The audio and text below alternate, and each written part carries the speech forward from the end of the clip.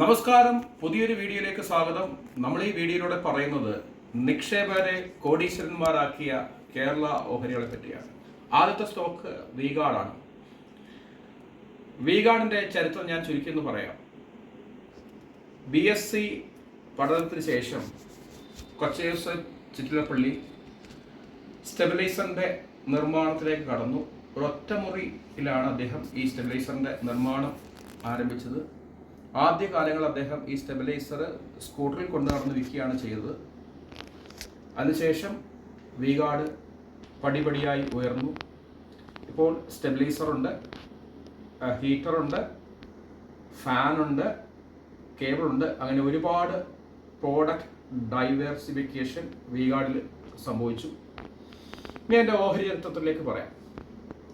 2008 ഫെബ്രുവരിയിലാണ് ഇതിൻ്റെ ഇഷ്യൂ വന്നത്. Issue price 82 രൂപയായിരുന്നു.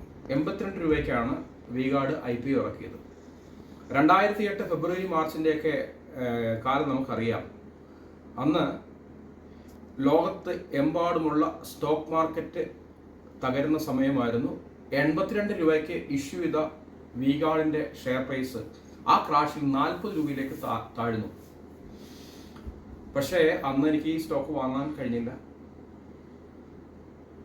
അതിനുശേഷം വി-ഗാർഡ് പറക്കാൻ തുടങ്ങി. വി-ഗാർഡ് 2016 അതിൻ്റെ ഫേസ് വാല്യൂ സ്പ്ലിറ്റ് ചെയ്തു. 10 രൂപ മുഖവിലയുള്ള ഷെയർസിൻ്റെ വാല്യൂ 1 രൂപയിലേക്ക് സ്പ്ലിറ്റ് ചെയ്തു. 10:1 എന്ന സ്പ്ലിറ്റ് കൊടുത്തു. 2017 2:5 എന്ന ബോണസും കൊടുത്തു. അതായത് കയ്യിലുള്ള ഓരോ 5 ഓഹരികൾക്കും 2 ഓഹരി അഡീഷണൽ ആയിട്ട് ബോണസ് നൽകി. ഇന്ന് വി-ഗാർഡിൻ്റെ പ്രൈസ് ഏകദേശം 300 റേഞ്ചിലാണ്.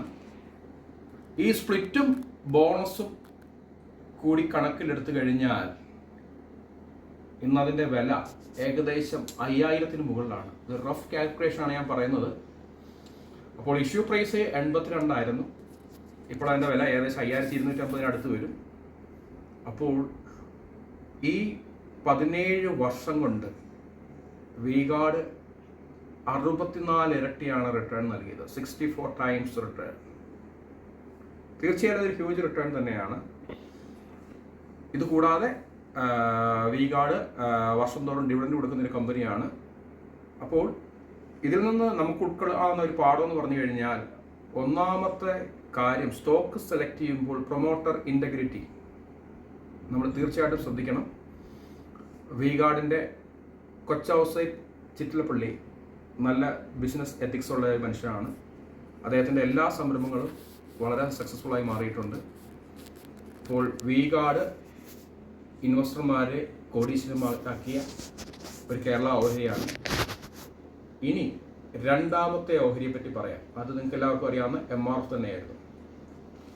ഏകദേശം 20 വർഷങ്ങൾക്ക് മുമ്പ് ഇതിൻ്റെ പ്രൈസ് ഒരു 1175 1300 റേഞ്ചിലായിരുന്നു. അതായത് 2000-2001 കാലഘട്ടത്തിൽ. ഇന്നിപ്പോൾ MRFൻ്റെ വില ഏകദേശം 1,40,000-ന് അടുത്ത് വരും. ഏകദേശം വലിയൊരു റിട്ടേൺ ആണ് ഈ MRF നൽകിയത്. അതായത് 20 വർഷം കൊണ്ട്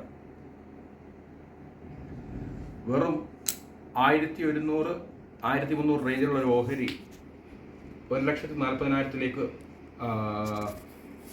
കുതിച്ചു കയറുമെന്ന് പറഞ്ഞു കഴിഞ്ഞാൽ തീർച്ചയായിട്ടും ഒരു അവിശ്വസനീയമായ കാര്യങ്ങളാണ്. പക്ഷേ ഓഹരി വിപണിയിൽ ഇത്തരം കഥകൾ സർവ്വസാധാരണമാണ്.